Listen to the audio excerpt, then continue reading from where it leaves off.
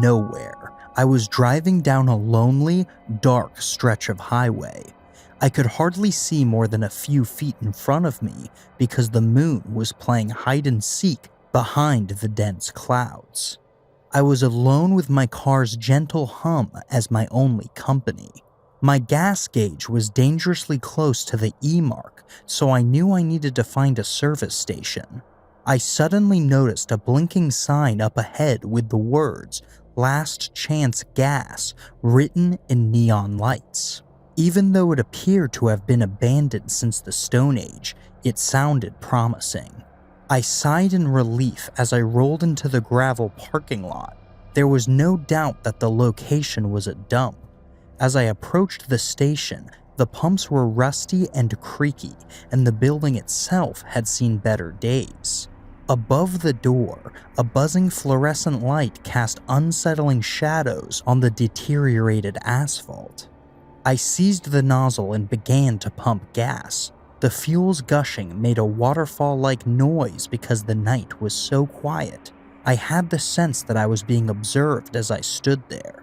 Yeah, that's what I felt, like when you have a prickly feeling on the back of your neck. I took a quick look around to try and get rid of my unease. The area was deserted, so I reasoned that I was just using my imagination uncontrollably. I first noticed it at that time, a gentle shuffling noise resembling footsteps on gravel. There was nobody there when I turned around. I said, a little trembling in my voice, "Hello?" Not a thing. There is nothing but the wind rustling through the lonely trees. I shook my head and attributed it to anxiety. I might have traveled too far. I made the decision to go inside the gas station in order to calm my nerves and perhaps find an employee to chat with. As I entered, the bell above the door began to jingle. The place was creepy enough without the musty smell and flickering fluorescent lights. "Hey, anyone around here?" I yelled once more. My steps resounded against the soiled linoleum as I made my way toward the counter. Behind the counter, a small TV monitor showed security camera footage. I decided to look it over while I was waiting. I might be able to see what had been making those strange noises. When I saw it, I leaned in closer to the monitor and almost dropped my coffee. A figure was seen on screen moving covertly through the dark gas station. It was a man, or at least it appeared to be a man, but he was hunched over like a twisted gargoyle. He skulked around through the aisles in jerky, unnatural motions, his fingers twitching.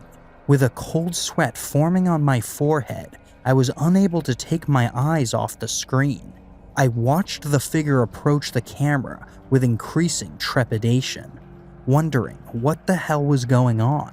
The screen went black and the monitor started to flicker. I banged the counter while I was swearing in my head.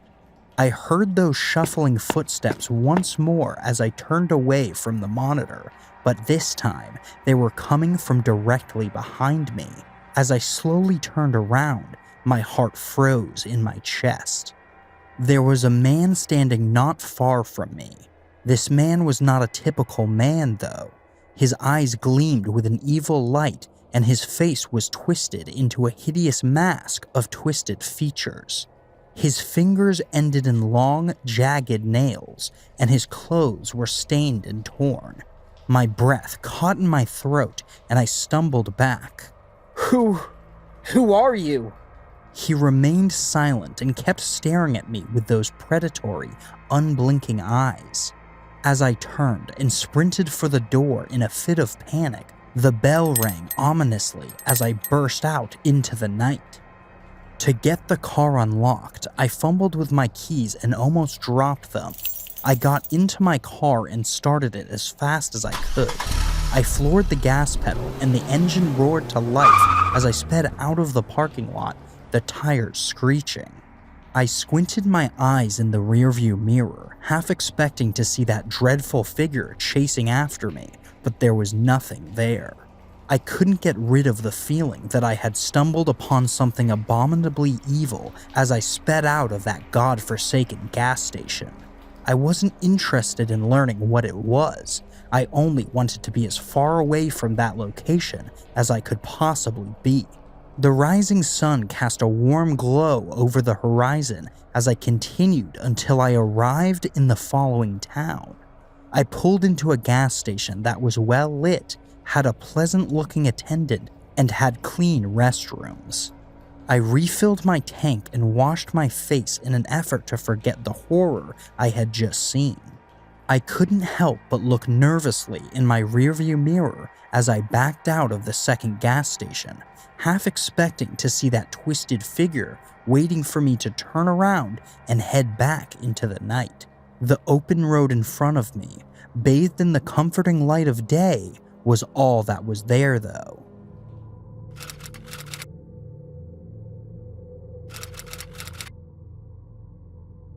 I've taken plenty of late-night drives, but none have compared to this one.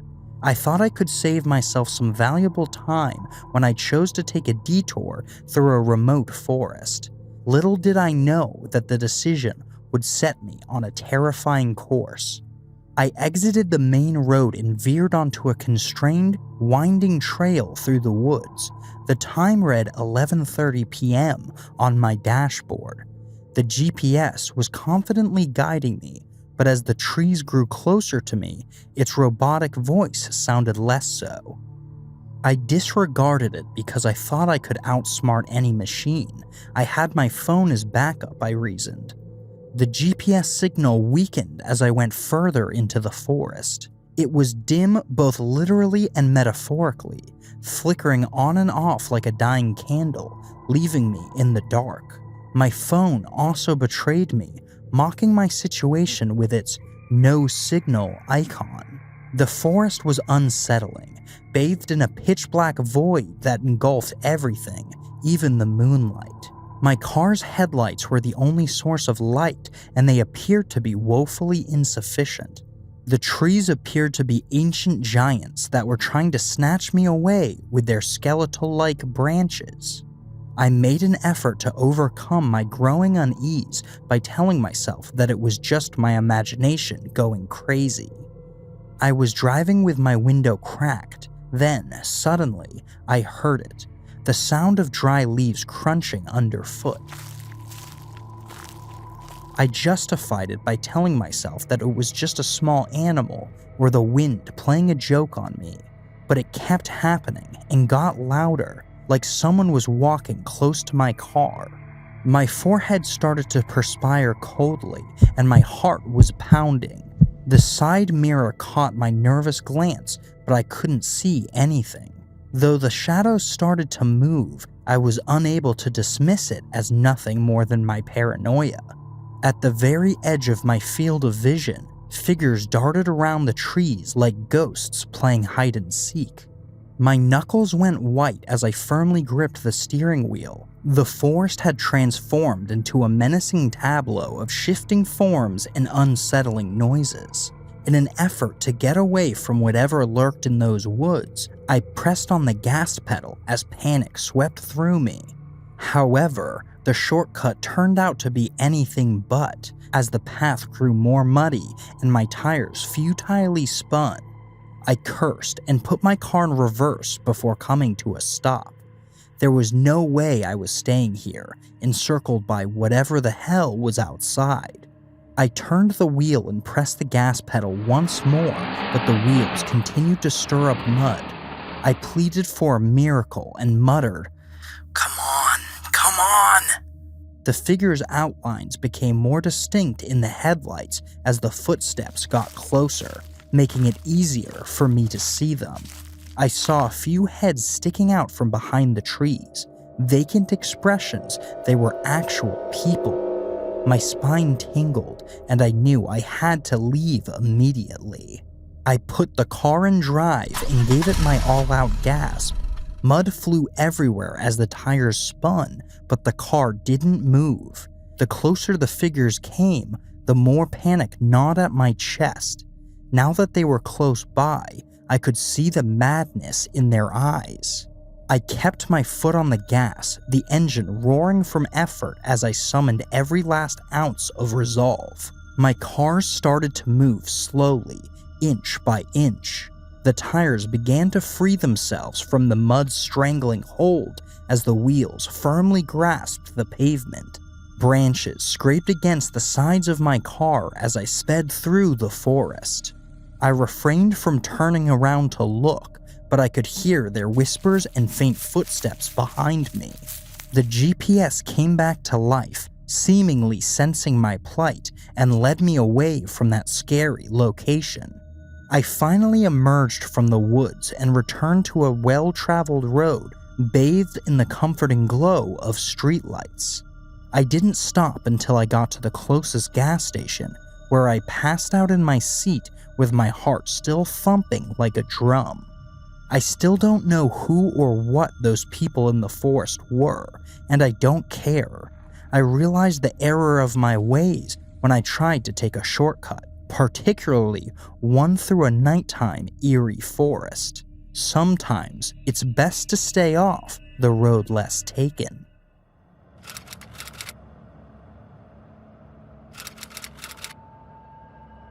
I was driving down that lonely stretch of road where the trees leaned in close as if they were hiding something. When it occurred, I was listening to some classic rock on my radio. A tinny, static-filled hum was heard in its place after the music stopped. I sighed and fumbled with the knobs. The hum changed into whispers, raspy voices that seemed to have emerged from the ground at that point.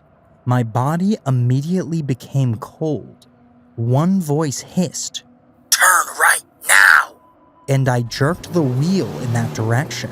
The voices told me it was dangerous, that I should take a different route, and that they were going to help me with this. I was under the grip of panic. What were those voices saying? Who were they? And how in the world were they taking over my radio in such a way? They continued directing me away from the main highway through a network of side roads as I listened to their instructions. Another voice said, "Beware of the fork in the road." Just in time, I swerved to avoid a path-blocking mass of twisted metal and debris. When I realized those voices were really trying to save me, my heart began to race. Doubts, however, began to niggle at me as I went on. The voices sounded urgent. Their words felt like gravel in my ears, and I wonder who these guys were, why they were helping me, and whether I could trust them. They urged me to continue and not stop. Then I noticed it, off in the distance, an old, deserted gas station. Graffiti-covered walls, rusted pumps, and broken windows. My direction was given by the voices. I parked the car while the engine was still going, and I looked out the window. I first noticed them at that time. In ragged clothing and masks, 3 figures emerged from the darkness. On one's mask was painted a twisted grin, on another, hollow eye sockets, and on the third, jagged teeth. They snuck up on my car. The moment I saw the middle one's piercing blue eyes and saw his jagged teeth, fear gripped my chest. I was instructed to exit by his motion towards the door. My hands shook as I hesitated briefly before opening the door slowly. I had followed the voices here, but was that the right choice? My heart was thumping harder than ever as I stepped outside onto the gravel. As they came closer, the 3 masked men surrounded me. I managed to stutter, "What do you want?" The person with the deformed grin started the conversation, his voice muffled by the mask. "You've been led to a place of reckoning." My anger erupted, and I demanded, "What does that mean?" They jumped on me before I could ask any other questions. They were relentless, and there were 3 of them, so I did my best to fight back. I tasted dirt and gravel after they wrestled me to the ground. I came to the realization that the voices on the radio had not saved me when one of them hissed, "You should have stayed on the highway." They stole everything of value, including my wallet and phone. They left me battered, bleeding, and alone after vanishing back into the shadows without saying a word. I came to the realization that I had been duped as I watched them leave, like a lamb being led to the slaughter. After several hours, I finally made it back to my car and began to treat my wounds. I was unable to call for help because my phone was stolen. As I accelerated out of that gas station and started the car, the radio voices ceased to play. As the night wore on, I made an effort to push the horror away. Why had they ambushed me? And who were those masked men? The road was still empty and deserted, and these questions were still unanswered. I kept thinking about the masked people and the ominous radio voices as I was driving. I couldn't help but wonder as I left that location if I would ever be able to fully shake the fear that had gripped me that evening.